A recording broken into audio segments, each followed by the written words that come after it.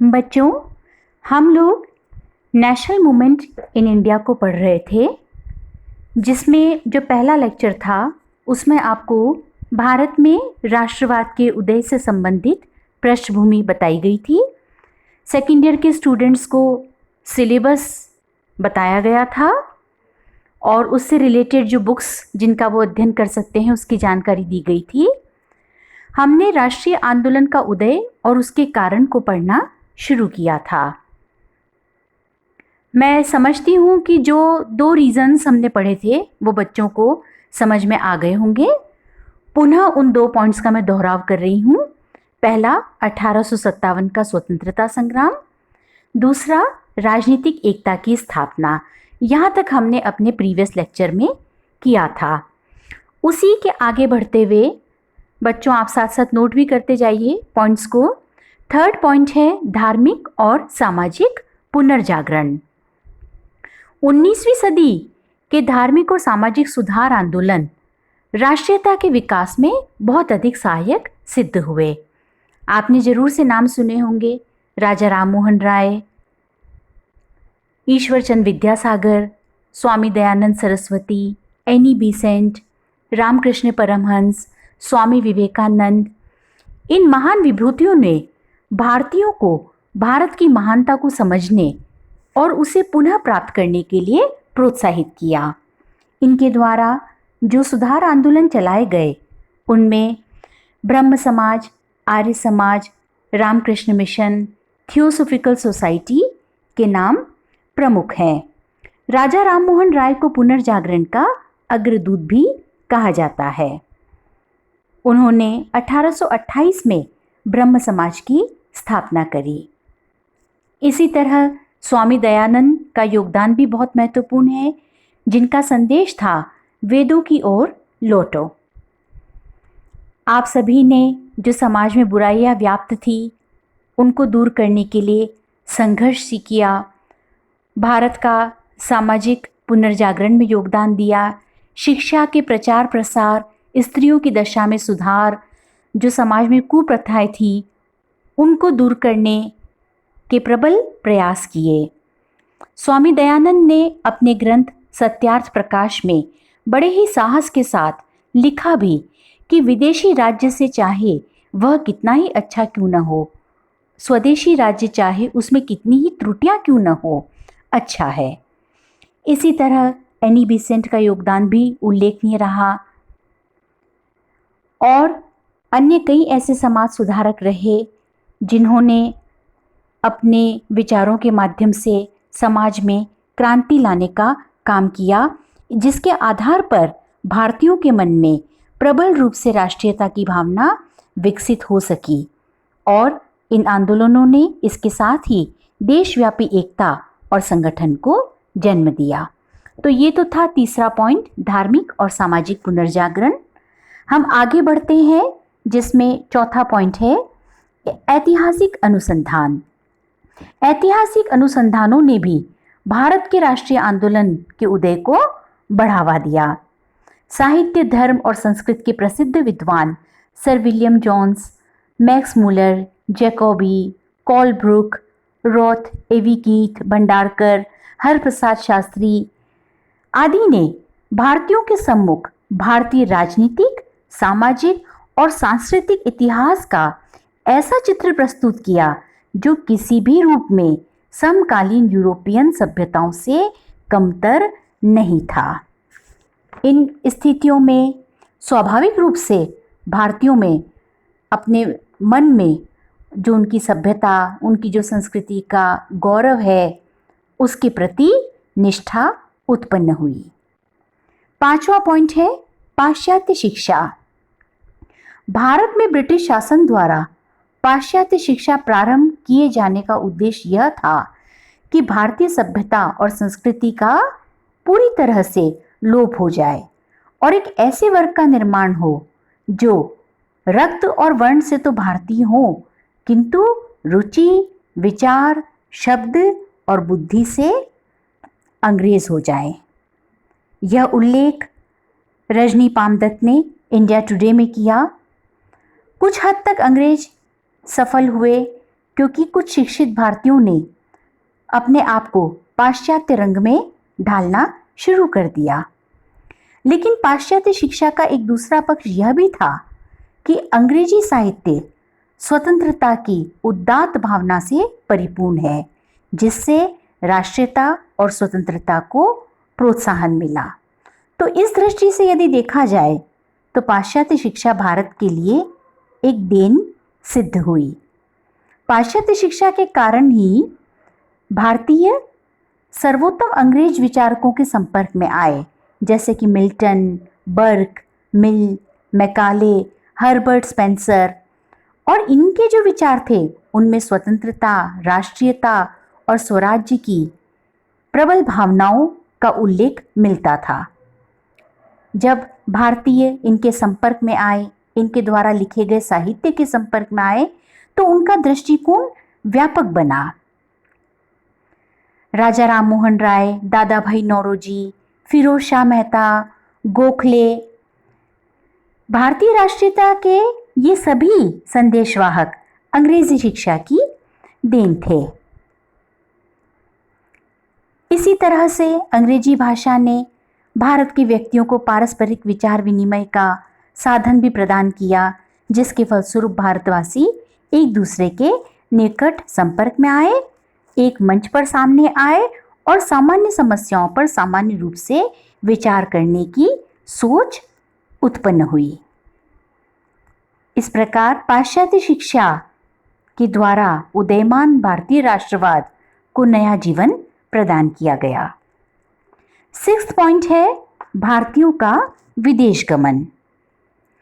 19वीं सदी से अनेक भारतीय शिक्षा प्राप्ति तथा अन्य कार्यों से विदेश जाने लगे और उन्होंने वहाँ पे देखा कि किस तरह से डेमोक्रेसी काम कर रही है, डेमोक्रेटिक थ्योरीज या किस तरह से ऑर्गेनाइजेशंस काम कर रहे हैं, किस तरह से वहाँ पे लिबर्टी, स्वतंत्रता, इक्वालिटी, समानता, भ्रातृत्व, फ्रेटर्निटी, किस तरह से वहाँ पे इन भावनाओं को प्रबल रूप से देखा जा रहा है। तो इन विचारों से, इन सिद्धांतों से वे बहुत प्रभावित हुए और उन्होंने भारत के लिए ऐसा ही सपना देखा कि भारत में भी एक सशक्त लोकतंत्र की स्थापना होगी, हर भारतीय स्वतंत्रता, समानता और भ्रातृत्व को अपने साथ जी सकेगा। 7वां पॉइंट है भारतीय समाचार पत्रों तथा देशी साहित्य का विकास।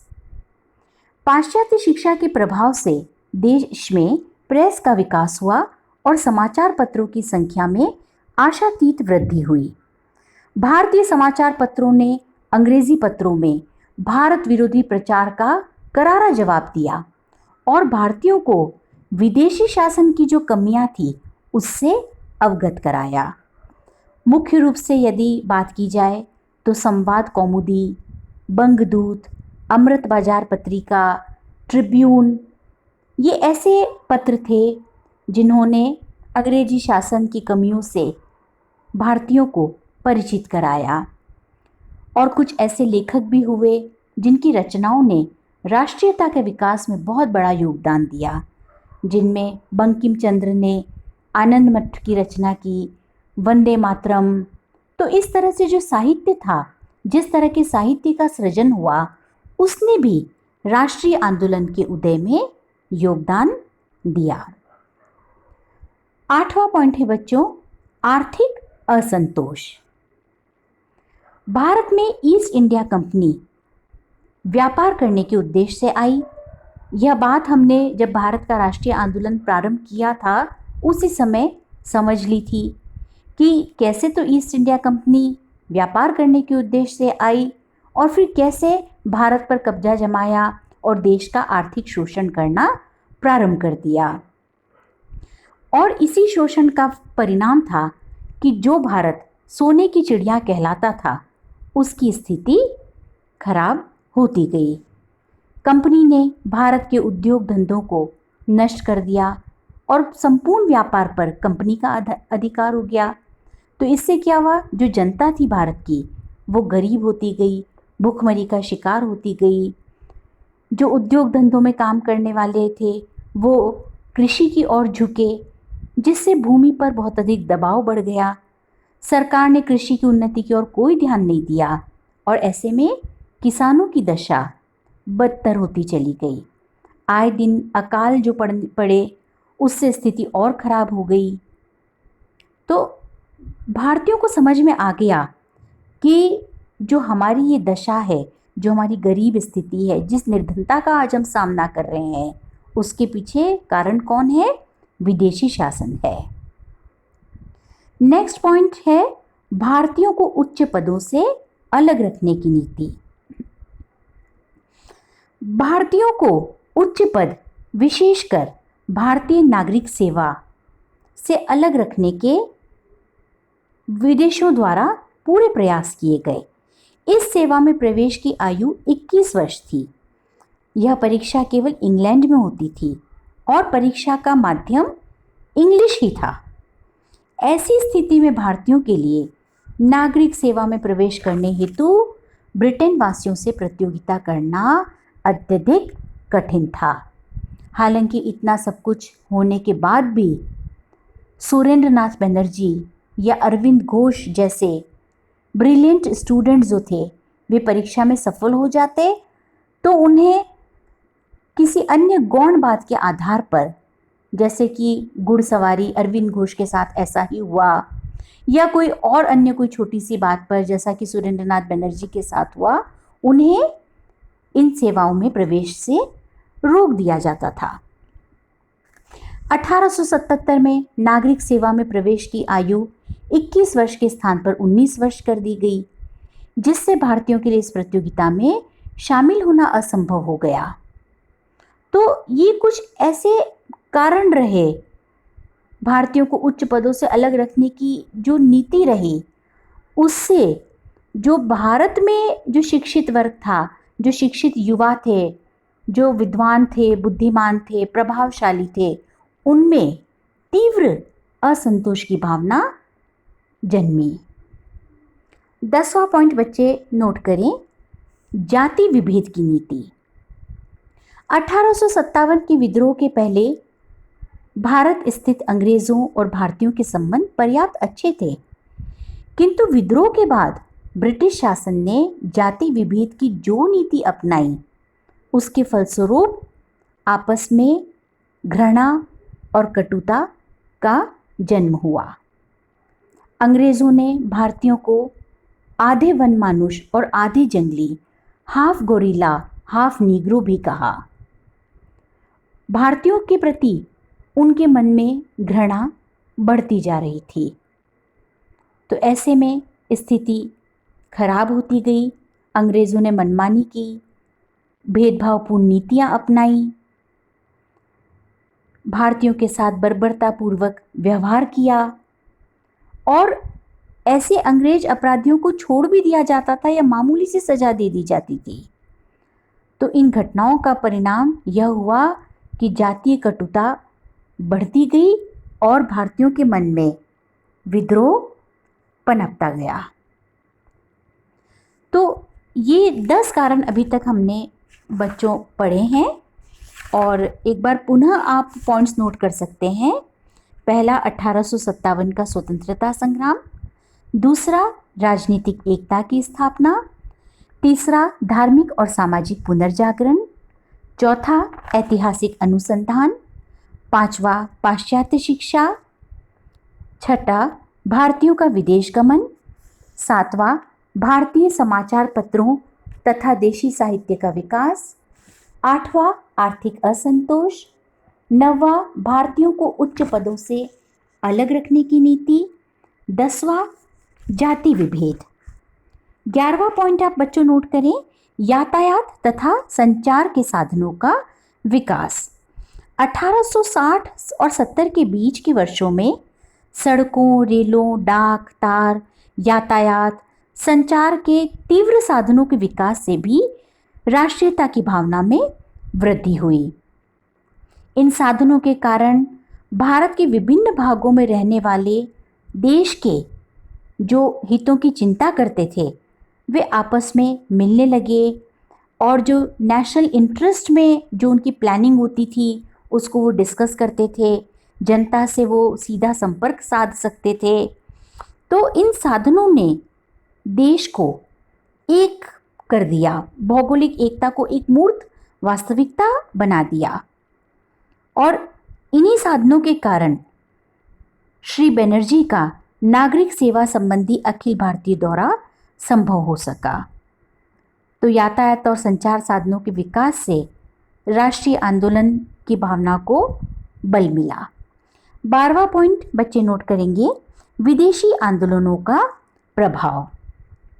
कई जगह ऐसी घटनाएं हुई जिन्होंने भारतीयों के मन मस्तिष्क पर गहरा प्रभाव डाला, जैसे इटली, जर्मनी, रोमानिया, सर्बिया के राजनीतिक आंदोलन, फ्रांस में तृतीय गणतंत्र की स्थापना, इंग्लैंड में सुधार कानूनों का पारित होना। इन आंदोलनों ने भारतीयों को दृढ़ता प्रदान की और उन्हें अपनी मातृभूमि की स्वाधीनता के लिए संघर्ष के लिए प्रेरणा प्रदान की। 13वां पॉइंट है लॉर्ड लिटन की दमनपूर्ण रीति। लॉर्ड लिटन ने अपने शासनकाल में ऐसे कार्य किए जिनसे भारतीय राष्ट्रीयता को प्रोत्साहन मिला।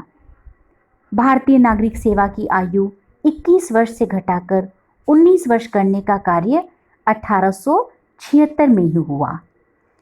इसके बाद लॉर्ड लिटन ने 1 जनवरी 1877 को विक्टोरिया को भारत की महारानी घोषित करने के लिए दिल्ली में एक विशाल दरबार का आयोजन किया।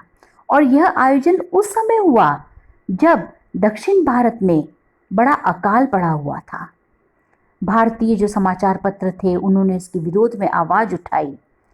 एक समाचार पत्र ने तो यह तक कहा कि जब रोम जल रहा था तब नीरो बांसुरी बजा रहा था। यह दरबार एक तरह से भारत में राष्ट्रीयता के लिए वरदान सिद्ध हुआ। इस दरबार में बनर्जी एक प्रतिनिधि की हैसियत से शामिल हुए और यहीं से उनके मन में भावना जागृत हुई कि यदि एक स्वेच्छाचारी वायसराय की प्रशंसा के लिए देश के राजा तथा अमीर उमरावों को एकत्र किया जा सकता है, तो देशवासियों को न्याय संगत ढंग से स्वेच्छाचारिता को रोकने के लिए क्यों नहीं संगठित किया जा सकता। तो जब अकाल पड़ रहा था देश में, देश की स्थिति खराब थी, गरीब हो रही थी जनता, भूखों मर रही थी, और ऐसे में शाही दरबार का आयोजन हुआ। इससे भारतीयों के मन को गहरी चोट पहुंची। लॉर्ड लिटन की अफगानिस्तान पर आक्रमण की नीति, जिसमें 2 करोड़ स्टर्लिंग का खर्च हुआ, वह बोझ भारत की निर्धन जनता पर पड़ा। 1878 में भारतीय सेना को साइप्रस भेजने के कार्य का भी भारत की जनता ने विरोध किया। वर्नाक्यूलर प्रेस एक्ट, बच्चों आपने शायद नाम सुना हो, जिससे भारतीय भाषाओं के समाचार पत्रों पर कठोर नियंत्रण स्थापित हो गया। तो ये कुछ ऐसे कार्य थे लॉर्ड लिटन के शासनकाल के जिससे भारतीयों में गहरा असंतोष उत्पन्न हुआ। भारतीय शस्त्र अधिनियम भी लिटन के पीरियड का ही है, जिसके अनुसार भारतीय बिना लाइसेंस कोई भी शस्त्र लेकर नहीं चल सकते थे, जबकि यूरोपियंस या एंग्लो इंडियंस पर इस प्रकार का कोई प्रतिबंध नहीं था। तो इस तरह की भेदभावपूर्ण नीतियाँ और इन कार्यों से भारत सरकार की आय का एक बहुत बड़ा साधन भी समाप्त हो गया। जब उन्होंने अपनी परिषद के अधिकांश सदस्यों की राय के विरुद्ध लंकाशायर के उद्योगपतियों के हितों की रक्षा के लिए विदेशी सूती कपड़े पर से आयात कर हटा दिया, जिससे भारत का जो सूती वस्त्र उद्योग था उसको बहुत बड़ी हानि पहुंची। तो ये जो कार्य थे ये भारतीयों के लिए बहुत ही अप्रिय थे और भारतीयों के मन में असंतोष उत्पन्न हुआ और विरोध की भावनाएं तीव्र हुई। 14वां पॉइंट बच्चे नोट करेंगे, इल्बर्ट विधेयक संबंधी विवाद। पहले तो हमने देखा कि किस तरह से लॉर्ड लिटन की नीतियां रही और भारतीयों के मन में असंतोष उत्पन्न हुआ। लॉर्ड लिटन के बाद लॉर्ड रिपन के शासनकाल में 1883 में तत्कालीन विधि सदस्य इल्बर्ट ने व्यवस्थापिका परिषद में एक विधेयक रखा, जिसमें भारतीय जजों को अंग्रेजों के विरुद्ध मुकदमे सुनने का अधिकार देने का प्रस्ताव था, परंतु इस विधेयक के पेश होते ही भारत के समस्त अंग्रेजों ने इसका विरोध किया और विधेयक के विरुद्ध संगठित रूप में आंदोलन प्रारंभ कर दिया।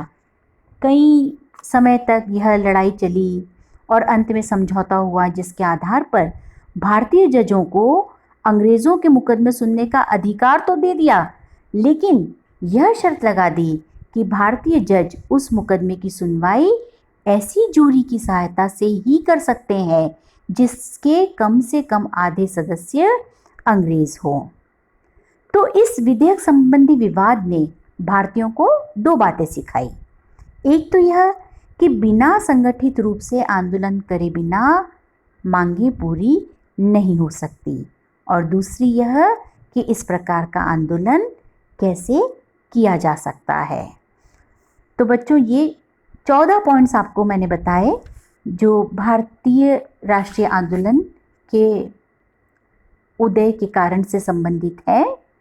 तो ये महत्वपूर्ण कारण थे, और भी बहुत सारे छोटे बड़े कारण रहे हैं, लेकिन मुख्य रूप से ये कारण रहे जिन्होंने भारतीयों के मन में असंतोष पैदा किया, राष्ट्रीयता की भावना का विकास किया, और लोगों के मन में यह चेतना जागृत हुई कि उनकी दयनीय स्थिति के लिए ब्रिटिश शासन ही उत्तरदायी है, और इस चेतना ने भारतीय राष्ट्रीय कांग्रेस को जन्म दिया। तो आज हमने डिस्कस किया भारत में राष्ट्रवाद का उदय और उसके पीछे महत्वपूर्ण रूप से कौन से कारण उत्तरदायी है। ये जो भारत का राष्ट्रीय आंदोलन जो टॉपिक है, इसको 2 या 3 क्लास में समेटना संभव नहीं है, क्योंकि बच्चे फिर ठीक से समझ नहीं पाएंगे। तो अच्छी तरह से बच्चों को कॉन्सेप्ट क्लियर करने के लिए धीरे धीरे हमको आगे बढ़ना होगा, क्योंकि इसमें अभी उदारवादी आंदोलन, उग्रवादी आंदोलन और गांधी के महत्वपूर्ण योगदान को भी समाहित किया जाता है, जिसकी चर्चा हम आगे अगली क्लासेस में करेंगे।